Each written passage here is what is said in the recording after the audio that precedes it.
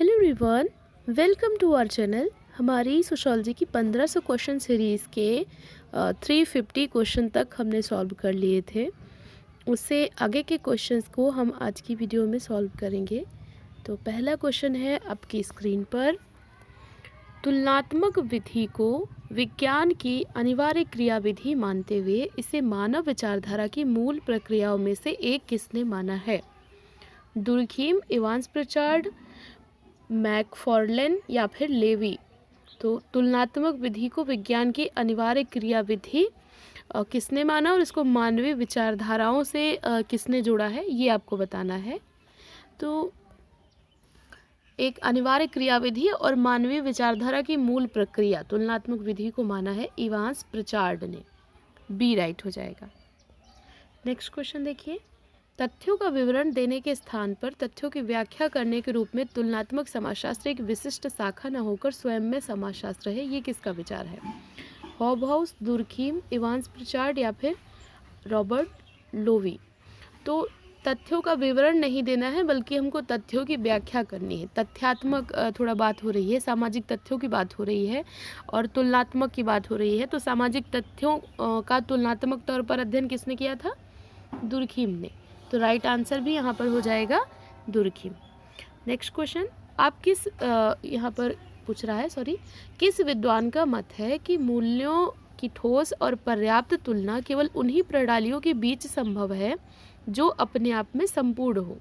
Andre वेते, Louis ड्यूमो, Burgess या फिर टॉकवेल। तो मूल्यों की बात हो रही है और तुलना की बात हो रही है, तो यहाँ पर हो जाएंगे लुइस ड्यूमो राइट। इसका बी राइट हो जाएगा। नेक्स्ट क्वेश्चन, तुलना के एक आधार के रूप में जब एक बात का उदाहरण देकर दूसरी बात को समझाया जाता है तो उसको क्या कहते हैं? मतलब हम कंपेयर कर रहे हैं और कह रहे हैं जैसे कि ये बात थी वैसे ही वो है। मतलब एक का उदाहरण दे करके दूसरी बात को हम समझा रहे हैं, तो इसको हम क्या कहेंगे? उसके समान है या उसके सादृश्य है। जब ऐसे ऐसे वर्ड आ जाए तो उसको हम क्या कहेंगे? अनुरूपता, तुलना, विचार प्रवाह या फिर सहगामी भाग। तो इसको कहा जाता है एनालॉजी या फिर अनुरूपता। ए राइट हो जाएगा। अगला क्वेश्चन, एपिस्टेमोलॉजी के बारे में सत्य कथन क्या है? ज्ञान की उत्पत्ति का अध्ययन करने वाली शाखा, मानवीय विश्वास के पीछे निहित तर्कों का अध्ययन या फिर ज्ञान की प्रकृति का अध्ययन या फिर ये सभी। तो एपिस्टेमोलॉजी में एक तो ज्ञान की उत्पत्ति का अध्ययन होता है, साथ में जो ह्यूमन बिलीव्स है उनके पीछे क्या क्या तर्क हैं उनका भी अध्ययन करते हैं, और ज्ञान की प्रकृति कैसी है इसका भी हम अध्ययन करते हैं। तो ये सभी यानी कि डी इसमें करेक्ट हो जाएगा। ये तीनों ही एपिस्टेमोलॉजी में आते हैं। अच्छा, कल एक क्वेश्चन था एपिस्टेमोलॉजी से रिलेटेड, वैसे तो मैंने वहाँ वीडियो में भी पिन कर दिया है, बट फिर से मैं यहाँ पे रिपीट कर रही हूँ ताकि किसी का भी एग्ज़ाम में गलत ना हो। तो अभी उसको करेक्ट कर लीजिएगा आप लोग। वहाँ वीडियो में भी मैंने उसको पिन कर दिया है। फादर ऑफ एपिस्टेमोलॉजी तो हो जाएगा रेने डेस्कार्ट। ठीक है, फादर ऑफ एपिस्टेमोलॉजी रेने डेस्कार्ट। और अगर पूछता है फादर ऑफ हर्मेन्यूटिक्स तो हो जाएगा शेलमार्शर। वो थोड़ा सा मुझे हिंदी में कन्फ्यूज़न हो गई थी, दैट्स वाई, तो फिर मैंने तुरंत वहाँ पे उसको करेक्ट कर दिया था। तो अभी भी मैं दोबारा से इसको रिपीट कर रही हूँ, फादर ऑफ एपिस्टेमोलॉजी रेने डेस्कार्ट। इसको आप सही से लर्न कर लीजिए, नोट डाउन कर लीजिए। अगला क्वेश्चन, डॉक्सा की अवधारणा से कौन संबंधित है? डॉक्सा, हैबरमास, देरिडा, बोर्दियो या फिर अल्थीजर। तो डॉक्सा की जो अवधारणा है ये रिलेटेड है पियरे बोर्दियो से। अब ये डॉक्सा क्या होता है ये अगले क्वेश्चन में अभी आप देखिए। नेक्स्ट क्वेश्चन, कुछ स्वाभाविक बन गई अनक्वेश्चन्ड विचारधाराएं या सत्य जो कि अचेतन रूप से अनुपालन में लाई जाती हैं उनको बोर्दियो ने क्या कहा है? एपिस्टमे, अनुशासित सर्वग्रहीवाद, डॉक्सा या फिर डिस्कोर्स एथिक्स। तो कुछ ऐसी विचारधाराएं जिनको कि जो मनुष्य हैं, जो पीपल्स हैं, वो क्वेश्चन नहीं करते, अनक्वेश्चनड होती हैं, कुछ ऐसी बिलीव्स, इंग्लिश में समझ लीजिए कि कुछ ऐसी बिलीव्स जो कि अनक्वेश्चनड होती हैं, कुछ ऐसे सत्य, कुछ ऐसी विचारधाराएं जिन पे हम प्रश्न चिन्ह नहीं उठाते हैं, ऐसे ही उनका अनुपालन किया जाता है। तो उसको बोर्दियो ने क्या कहा है, तो उसको बोर्दियो ने कहा है डॉक्सा। तो डॉक्सा समझ गए क्या होता है, वो विचारधाराएं या फिर वो बिलीव्स जिन पे कोई भी क्वेश्चन नहीं उठाया जाता, अनक्वेश्चनड विचारधाराएं या फिर सत्य, उसको हम कहेंगे डॉक्सा। कॉन्सेप्ट किसका है, पियरे बोर्दियो का। अगला क्वेश्चन, तकनीकी तार्किकता से कौन सा सिद्धांतकार संबंधित है। तकनीकी तार्किकता, इससे कौन संबंधित है, वेबलेन, हार्वर्ड रेनेगोल्ड, हर्बर्ट मार्क्यूस या फिर पियरे बोर्दियो। तो तकनीकी तार्किकता की बात हो रही है, इससे संबंधित है आपके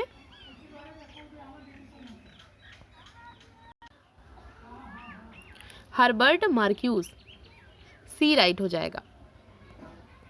next question, discourse on method, इस पुस्तक के लेखक कौन है, बोर्दियो, हैबरमास, फुको या फिर रेने डेस्कार्ट। तो डिस्कोर्स ऑन मेथड, इस ये वाली जो पुस्तक है इसके राइटर हैं रेने डेस्कार्ट। और रेने डेस्कार्ट किस सिद्धांत से संबंधित हैं, तो ये तर्कवाद से संबंधित हैं और साथ में ये मॉडर्न फिलॉसफी के और एपिस्टेमोलॉजी के फादर भी माने जाते हैं। ठीक, अगला क्वेश्चन, डिस्कोर्स एथिक से कौन संबंधित है। डिस्कोर्स एथिक, फुको, बोर्दियो, हैबरमास या फिर गिडिंग्स। तो डिस्कोर्स एथिक्स की बात करते हैं हैबरमास, सी राइट हो जाएगा। अगला क्वेश्चन, ओवर्ट बिहेवियर का क्या अर्थ होता है। दो तरीके के बिहेवियर होते हैं, एक होता है ओवर्ट और एक होता है कोवर्ट। तो ओवर्ट बिहेवियर यहाँ पे पूछ रहा है, तो ओवर्ट बिहेवियर का क्या अर्थ होता है। छुपा हुआ व्यवहार, एक ऐसा व्यवहार जिसका अवलोकन संभव है, एक ऐसा व्यवहार जिसका अवलोकन संभव नहीं है, या फिर आंतरिक व्यवहार। तो ओवर्ट बिहेवियर की बात हो रही है, तो ओवर्ट का मतलब होता है एक ऐसा व्यवहार जिसका कि अवलोकन संभव है, और अगर कोवर्ट पूछता तो अवलोकन संभव नहीं होता, या फिर हिडन बिहेवियर। और ये जो बिहेवियर होता है ये दिखता है, तो इसलिए इसका जो अवलोकन है वो संभव है। जैसे कोई भी आप एक्ट कर रहे हो तो उसका ऑब्जर्वेशन संभव है, और कोवर्ट में क्या हो गया, आप मन में कुछ भी सोच रहे हो तो उसका अवलोकन थोड़ा सा मुश्किल हो जाएगा। प्रभाव प्रबंधन के आधार पर कर्ता अपनी क्रियाओं को दर्शकों के सामने अधिक प्रभावशाली बनाने का प्रयास करते हैं, ये किसका विचार है। डेरिडा, फुको, गॉफमैन या फिर G.H. मीड। तो प्रभाव प्रबंधन की बात आ रही है, स्टेज की बात आ रही है, तो प्रभाव प्रबंधन, अग्रमंच, पश्चमंच, अपनी क्रियाओं को अधिक प्रभावशाली बनाना, ये सब किससे संबंधित है। आसान से क्वेश्चन है, इसका आंसर सबको आना चाहिए, गॉफमैन, सी राइट हो जाएगा। अगला क्वेश्चन, नगरीय विकास में भद्रलौकिकीकरण किससे संबंधित है। विदेश से प्रवासियों का आकर रुकना, या फिर फैशनेबल पड़ोस का नगरीय पुनरुत्थान, या फिर जहां सीमांतीय समूह रहने लगे, या फिर जहां वयोवृद्ध लोग रहने लगे। तो किसकी बात हो रही है, भद्रलौकिकीकरण। तो ऐसे बोलते हैं ना भद्र पुरुष, यानी थोड़ा सा जो सभ्य लोग होते हैं। तो इसमें से कौन सा देखो सभ्य लोगों की तरफ है, तो विदेशों से कोई आकर रुक रहा है तो उसका तो कोई संबंध है नहीं। फैशनेबल है तो ज़रूरी नहीं है कि वो थोड़ा सा सभ्य ही हो, तो यहाँ पे कौन सा हो जाएगा, वयोवृद्ध लोग, थोड़ा सा भद्रलौकिकीकरण जहाँ पर वयोवृद्ध लोग रहते हो। अगला क्वेश्चन, निम्नलिखित में से कौन से सिद्धांतकार हैं जो कि एनवायरमेंटली ओरिएंटेड सोशियोलॉजी का निर्माण करना चाहते थे। ऑप्शन है B.S. गुहा, रामचंद्र गुहा, D.P. मुखर्जी या फिर आंद्रे बेते। तो समाजशास्त्र को पर्यावरण से जोड़कर कौन अध्ययन करना चाहते थे इनमें से, तो वो थे आपके रामचंद्र गुहा। इन्होंने इन्वायरमेंटल सोशियोलॉजी के फील्ड में काफ़ी काम किया है, और इवन इन्होंने एक बुक भी एडिटेड, एक तरीके से संकलन किया था, बहुत सारे एशेज का संकलन किया था जिसको नाम था सोशल इकोलॉजी। लेकिन जो ओरिजिनल जो सोशल इकोलॉजी पुस्तक है उसके जो लेखक हैं वो हैं R.K. मुखर्जी। ठीक है, तो ये क्वेश्चन अभी UPHSC में आया था, तो उस पर R.K. मुखर्जी राइट होगा, जो कि ऑप्शन में नहीं है, तो D राइट हो जाएगा। और जो रामचंद्र गुहा है तो इन्होंने एडिटेड उसका किया हुआ है, जो कुछ लोग बोल रहे थे कि रामचंद्र गुहा होगा, तो उन्होंने इन्वायरमेंटल सोशियोलॉजी के फील्ड में तो काफ़ी काम किया है, लेकिन जो ओरिजिनल बुक है वो R.K. मुखर्जी की है। नेक्स्ट क्वेश्चन, सिविल सोसाइटी को पब्लिक इंस्टीट्यूशन की स्वायत्तता किसने माना जो कि प्रजातंत्र के लिए अनिवार्य है? DP Mukherjee, Andre बेते, SC Dubey या फिर एमएन श्रीनिवास। तो सिविल सोसाइटी को बताया कि सिविल सोसाइटी जहाँ भी होगी वहाँ पर जो पब्लिक इंस्टीट्यूशन है वो काफ़ी ज़्यादा स्वायत्त रहेंगे और इससे क्या होगा, प्रजातंत्र सुरक्षित रहेगा, इसलिए प्रजातंत्र के लिए अनिवार्य है। तो ऐसा किसने माना है, ऐसा किसने बताया है? तो ये बात कही है आंद्रे बेते ने, बी राइट हो जाएगा। अगला क्वेश्चन, निम्नलिखित में से किसने अपने पूर्व मध्योत्तर देशों के अध्ययन में मास मीडिया और कम्युनिकेशन को आधुनिकीकरण का आधार माना है? मास मीडिया और कम्युनिकेशन इन दोनों के द्वारा ही जो मॉडर्नाइजेशन है वो आ रहा है, ये किसका मानना था? डेनियल थार्नर, डेनियल लार्नर या फिर एमएन श्रीनिवास या फिर एससी दुबे। तो देखो, मास मीडिया की बात हो रही है, कम्युनिकेशन की बात हो रही है और इसी के बेसिस पे आधुनिकीकरण की चर्चा किसने की है, ये पूछ रहा है। तो ये चर्चा की है डेनियल लर्नर ने, बी राइट हो जाएगा। अगला क्वेश्चन, निम्नलिखित में से किस सिद्धांतकार ने पवित्र अपवित्र के आधार पर सिंबॉलिक बाउंड्रीज का वर्णन किया है? पवित्र और अपवित्र के आधार पर। तो देखो, कीवर्ड पकड़ना, वैसे सिंबॉलिक से आप लोग चले जाओगे सीधा सीधा ब्लूमर पे या मीड पे, लेकिन पूछ रहा है सिंबॉलिक बाउंड्रीज बना दी गई हैं, ऐसी बाउंड्रीज समाज में बना दी गई हैं जो कि प्रतीकात्मक हो। और कैसी बाउंड्रीज हैं? एक तरफ पवित्र को कर दिया गया है, एक तरफ टैबू यानी अपवित्र को, और ये सब किससे संबंधित है? दुर्खीम से, सी राइट हो जाएगा। सिंबॉलिक बाउंड्रीज की बात दुर्खीम करते हैं और किस आधार पर? पवित्र और अपवित्र के आधार पर। अगला क्वेश्चन, राज्य सामाजिक विचारों का एक ऐसा अनुभाग है जिसका मुख्य कार्य सामाजिक क्रियाओं में नैतिकता बनाए रखना होता है। तो राज्य को विचारों से जोड़ा और साथ में नैतिकता की बात। तो नैतिकता की बात कौन करता है? जहाँ भी मैंने बताया था नैतिकता से कुछ भी आए और अगर ऑप्शन में दुर्खीम है तो आप सीधे सीधे उन्हीं पे चले जाना। तो डी राइट हो जाएगा। विचारों से संबंधित है राज्य और नैतिकता से संबंधित है दुर्खीम। अगला क्वेश्चन, कोविड-19 के प्रसार को रोकने के लिए स्वदेशी लॉकडाउन पद्धति का प्रयोग किस राज्य की जनजातियों द्वारा किया गया? ये थोड़ा सा करंट से क्वेश्चन हो जाएगा। तो किस जो राज्य की जनजाति है, कौन सा राज्य है जहाँ की जनजातियों द्वारा स्वदेशी लॉकडाउन पद्धति, खुद से ही उन्होंने अपना ही स्वदेशी लॉकडाउन पद्धति का प्रयोग कर लिया था ताकि जो कोविड-19 है उसके प्रसार को रोका जा सके। कौन से राज्य की जनजातियाँ हैं वो? असम, नागालैंड, अरुणाचल प्रदेश या फिर सिक्किम? तो अरुणाचल प्रदेश की जो जनजातियां हैं उन्होंने स्वदेशी लॉकडाउन पद्धति को अपनाया था कोविड-19 के प्रसार को रोकने के लिए। नेक्स्ट क्वेश्चन, विशेष विवाह अधिनियम जिसके द्वारा अंतरजातीय विवाह को वैधता दी गई? देखो, हिंदू विवाह अधिनियम आया और विशेष विवाह अधिनियम आया। तो यहाँ पर पूछ रहा है विशेष विवाह अधिनियम, और विशेष विवाह अधिनियम में ही जो इंटरकास्ट मैरिज है उसको वैलिडिटी दी गई है कि एक कास्ट दूसरी कास्ट में शादी कर सकती है। सन पूछ रहा है किस ईयर में ये आया? 1950, 1954, 1955 या फिर 1956? तो विशेष विवाह अधिनियम आया था 1954 में, यानी कि बी राइट हो जाएगा। अगर हिंदू विवाह पूछता तो फिर 1955 हो जाता। अगला क्वेश्चन, रिश्वत भ्रष्टाचार की मात्र एक अवस्था है, ये किसका विचार है? Oscar Levi's, small, Paul Broca या फिर ब्रुक्स? तो रिश्वत या घूस को भ्रष्टाचार की एक अवस्था कौन मानता है? तो ये मानते हैं ब्रुक्स, डी राइट हो जाएगा। अगला क्वेश्चन, बाह्य संघर्ष समूह में एकीकरण लाता है। अगर संघर्ष बाहरी तौर पर है, मूल्यों में नहीं है, तो उससे समूह में एकीकरण आएगा, अर्थात जो संघर्ष है वो प्रकार्यात्मक भी हो सकता है। ये बात कौन करता है? मार्क्स, सिमेल, कोजर या फिर डेरेंडॉर्फ? तो अब सभी को पता है संघर्ष का जो प्रकार्यवादी सिद्धांत है वो किसका है? कोजर का। तो ये जो कथन है ये भी कोजर से संबंधित है, सी राइट हो जाएगा।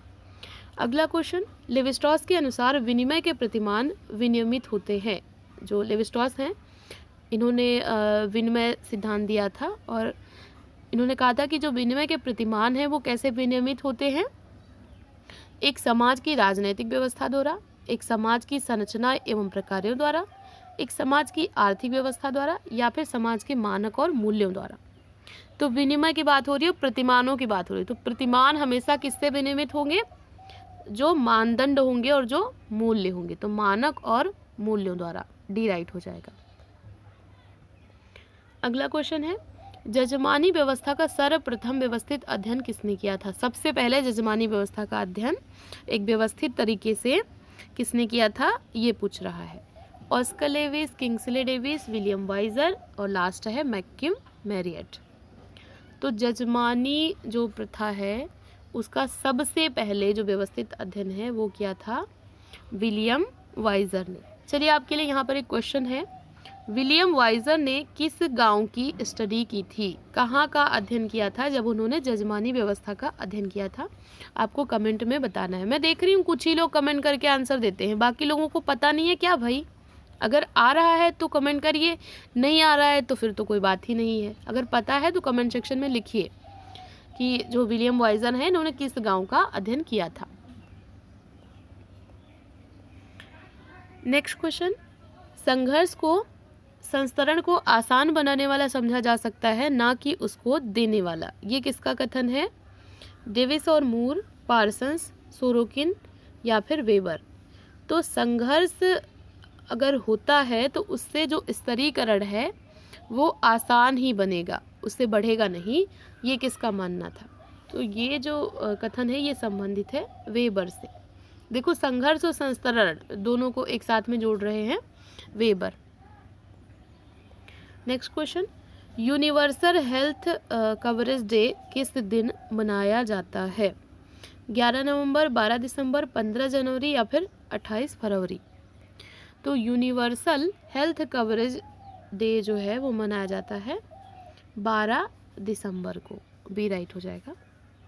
अगला क्वेश्चन, भारत में सर्वाधिक साक्षरता दर किस शहर में है, सर्वाधिक साक्षरता दर किस शहर में है, लखनऊ, दिल्ली, मुंबई या फिर चेन्नई।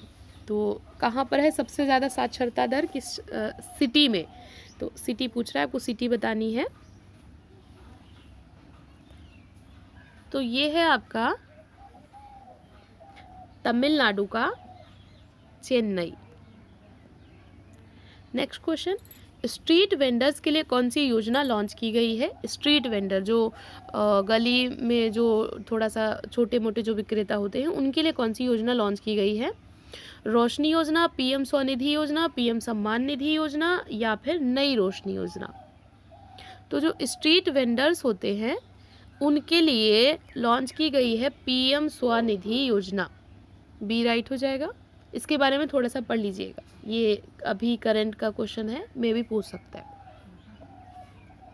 अगला क्वेश्चन, यदि हम किसी छोटे शहर का अध्ययन करके उसके नतीजों को संपूर्ण प्रदेश पर लागू करते हैं तो इसे कौन सी रिसर्च कहेंगे। अगर हम छोटे छोटे सिटी का पहले स्टडी करते हैं और फिर बोलते हैं कि ये विशेषताएं पूरे प्रदेश में पाई जाती हैं तो इसको हम क्या कहेंगे। तो देखिए समझिए, inductive, deductive, x post facto या फिर हिस्टोरिकल। तो यहाँ पर एक विशिष्ट से हम सामान्य की तरफ जा रहे हैं, छोटे से फिर बड़े की तरफ, यानी विशिष्ट से सामान्य की तरफ जा रहे हैं। तो विशिष्ट से सामान्य की तरफ कल पढ़ाया था इंडक्टिव, ए हो जाएगा। अगला, फ्रांसिस बेकन किस अध्ययन विधि से संबंधित है। ये वाला क्वेश्चन कई बार रिपीट हुआ है, अब तक तो आप लोगों को याद हो गया होगा। फ्रांसिस बेकन इंडक्टिव मेथड से संबंधित है और अनुभववाद से संबंधित है, सी राइट हो जाएगा। आगे के जो क्वेश्चन है आज के वो अब आपको सेंसस से मिलेंगे। तो पहले हम देखेंगे कुछ कॉमन क्वेश्चन और उसके बाद 2001 की सेंसस से हम शुरू करेंगे सॉल्व करना। तो अगला क्वेश्चन देखिए, किस वेद में जनसंख्या की गणना शुरू हुई थी। कौन सा वेद है, ऋग्वेद, अथर्ववेद, यजुर्वेद या फिर सामवेद। तो कौन सा वेद है जिसमें जनसंख्या की गणना सबसे पहले शुरू हुई थी।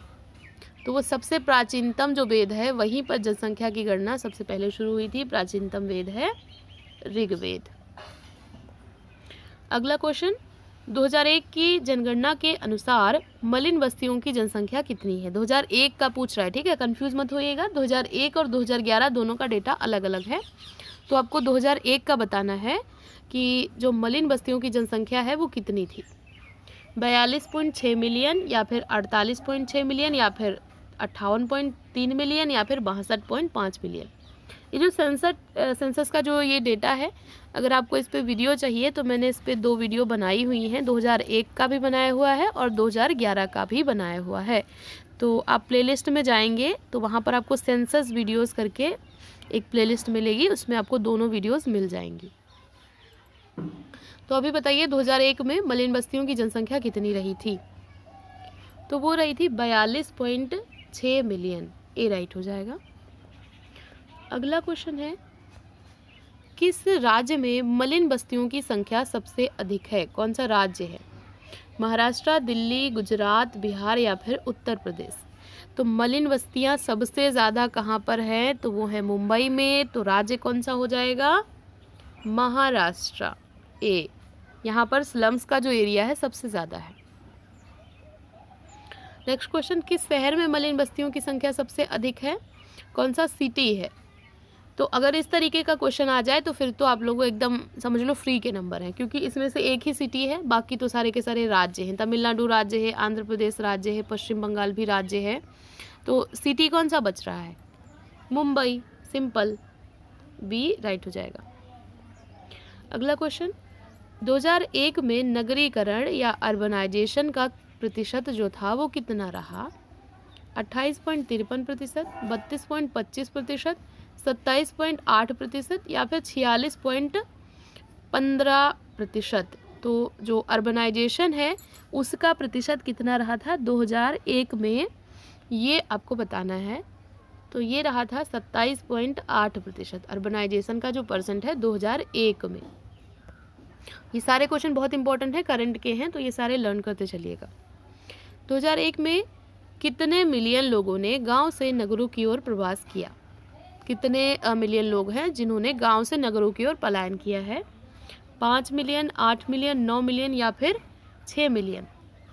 तो कितने मिलियन लोग हैं जिन्होंने गांव से नगरों की ओर पलायन किया है? तो वो है 6 मिलियन 2001 की अकॉर्डिंग। अगला क्वेश्चन, निम्नलिखित राज्यों में से किन राज्यों के लोग सबसे अधिक प्रवास करते हैं? तो यहाँ पर एक ऑप्शन तो आप सीधा सीधा गलत कर दोगे, कट कर दोगे, क्योंकि पटना, बनारस ये तो सिटी है, राज्य है ही नहीं। अब बचता है आपका 3 ऑप्शन। तो किन राज्यों के लोग सबसे अधिक प्रवास करते हैं? तो सबसे अधिक जो प्रवासी राज्य हैं, जहाँ के लोग सबसे ज़्यादा बाहर जाते हैं, वो है यूपी और दूसरे नंबर पर है बिहार। ये यूपी बिहार दोनों ही स्टेट के लोग सबसे ज़्यादा प्रवास करते हैं। नेक्स्ट क्वेश्चन, 2001 की जनगणना के अनुसार भारत का जनघनत्व प्रति किलोमीटर रहने वाला व्यक्ति पर कितना था? जो जनघनत्व था 2001 में प्रति वर्ग किलोमीटर, ये कितना था? 382, 325, 375 या फिर 335? तो कितना था 2001 के अकॉर्डिंग आपको बताना है। तो ये रहा था 325 अकॉर्डिंग टू 2001 जो सेंसस है उसका 325, यानी कि बी राइट हो जाएगा। नेक्स्ट क्वेश्चन, 2001 की जनगणना के अनुसार भारत की साक्षरता दर कितनी थी? 61.5%, 64.8% या फिर 45.54% या फिर 74.8%? तो जो साक्षरता दर है वो 2001 में रही थी 64.8%। बी राइट हो जाएगा। अगला क्वेश्चन, 2001 की जनगणना के हिसाब से भारत में कुल कस्बों की संख्या कितनी थी? जो कस्बे हैं वो कितने थे 2001 की जो जनगणना हुई थी उसमें? 5161, 7935, 7255 या फिर 5181? तो कितनी रही थी 2001 के अनुसार जो कस्बे हैं उनकी कुल संख्या? तो ये थी 5161। ए राइट हो जाएगा। अगला क्वेश्चन, 2001 की जनगणना के अनुसार महिलाओं की कार्य सहभागिता दर कितनी थी? कार्य सहभागिता दर, जो महिलाएं हैं पुरुषों के मुकाबले कितना प्रतिशत वो जो श्रम बल है उसमें भागीदारी करी थी 2001 में? 25.70%, 25.51, 22.3% या फिर 39.69%। तो 2001 में जो महिलाओं की कार्य सहभागिता दर थी वो रही थी 25.70%। ये राइट हो जाएगा। अगला क्वेश्चन, 2001 की जनगणना भारत की कौन सी जनगणना थी? तो भारत की टोटल अगर जो जनगणना है वो पूछता है तो वो आएगी 14वीं, और अगर आज़ादी के बाद 2001 को पूछता है तो वो 6ठी हो जाएगी। अभी ये 2001 का डेटा चल रहा है, कंफ्यूज मत हो जाना। नेक्स्ट क्वेश्चन, 2001 में कितने अर्बन एग्लोमेरेशन, यूए इनको बोलते हैं, ऐसे हैं जिनकी जनसंख्या 10 लाख या उससे अधिक है? देखो, जहाँ भी जनसंख्या 10 लाख से अधिक होगी तो उसको बोलते हैं अर्बन एग्लोमेरेशन, शॉर्ट में लिखते हैं यूए। तो कितने रहे हैं ऐसे, उनकी संख्या कितनी थी? 35, 53, 45 या फिर 55? तो 2001 में अर्बन एग्लोमेरेशन की जो संख्या थी वो रही थी 35। ए राइट हो जाएगा। अगला क्वेश्चन, 2001 की जनगणना के अनुसार स्टेचुरी जो टाउन है उनकी संख्या कितनी रही थी?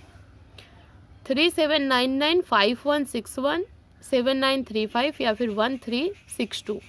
तो 2001 की जनगणना के अनुसार स्टेचुरी जो टाउन है उनकी संख्या पूछ रहा है, तो उनकी संख्या थी 3799। ए राइट हो जाएगा इसका भी।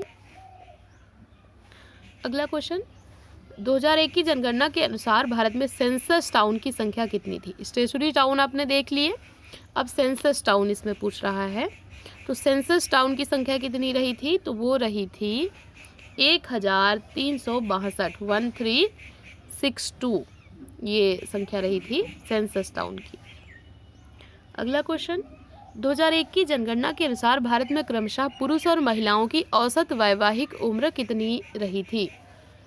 पुरुष और महिला की, तो पुरुष की 23.5 और महिला की 19.2, या फिर पुरुष की 22.6 और महिला की 18.2, या फिर पुरुष की 21.8 और महिला की 18.5, या फिर पुरुष की 21 और महिला की 19। एक औसत में, ये वो नहीं पूछ रहा है कि कितनी निर्धारित थी, निर्धारित वाला नहीं पूछ रहा है, जनगणना के हिसाब से पूछ रहा है कि एक औसत जो पूरी जनसंख्या का औसत निकाला गया था उसमें से जो वैवाहिक उम्र थी एक औसत में वो कितनी रही थी? तो वो रही थी पुरुषों की 22.6 और महिलाओं की रही थी 18.2। बी राइट हो जाएगा। अगला क्वेश्चन, 2011 की जनगणना का स्लोगन क्या था? अब 2001 का हमने कर लिया, तो अब यहाँ से हम देखेंगे 2011 का। तो 2011 की जो जनगणना है उसका स्लोगन क्या था? Our future our life, our census our future, our life our census, या फिर आवर सेंसस आवर इंडिया?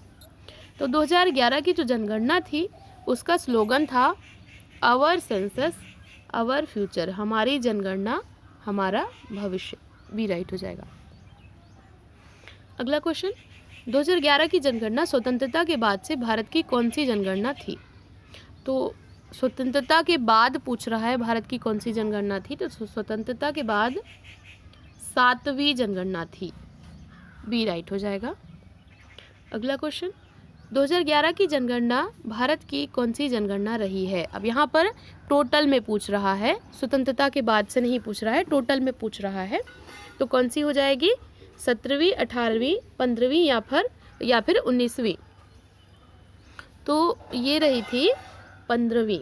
अच्छा, एक क्वेश्चन और आपके लिए है यहाँ पर, भारत की प्रथम जनगणना कब और किसके कार्यकाल में हुई थी? ये सर्च करके आपको लिखना है। और साथ में भारत की प्रथम दशकीय जनगणना कब और किसके कार्यकाल में हुई थी, ये भी आपको सर्च करके नीचे कमेंट सेक्शन में लिखना है। इंपॉर्टेंट क्वेश्चन है, करंट अफेयर से है, मे भी पूछ सकता है, जैसे कि पीजीटी में एक बार ये पूछा भी गया है। तो प्रथम जनगणना कब हुई थी और किसके कार्यकाल में हुई थी, और साथ में प्रथम दशकीय जनगणना कब हुई थी और किसके कार्यकाल में हुई थी, ये दोनों ही आपको लिखने हैं। अगला क्वेश्चन, भारत की जनगणना कौन सी पद्धति से की जाती है?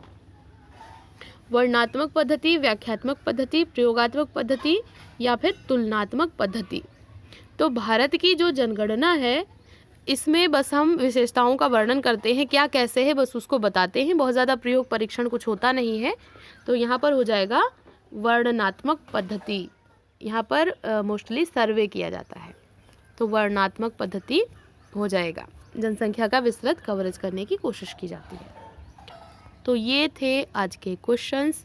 आई होप क्वेश्चंस आप लोगों को पसंद आए होंगे। अगर क्वेश्चंस पसंद आए हैं तो वीडियो को लाइक कर दीजिए, शेयर कर दीजिए। चैनल पे नए हैं तो चैनल को सब्सक्राइब कर लीजिए, और जो क्वेश्चन मैंने आपसे पूछे हैं उनके आंसर अगर आपको आ रहे हैं तो कमेंट करके ज़रूर बताइए।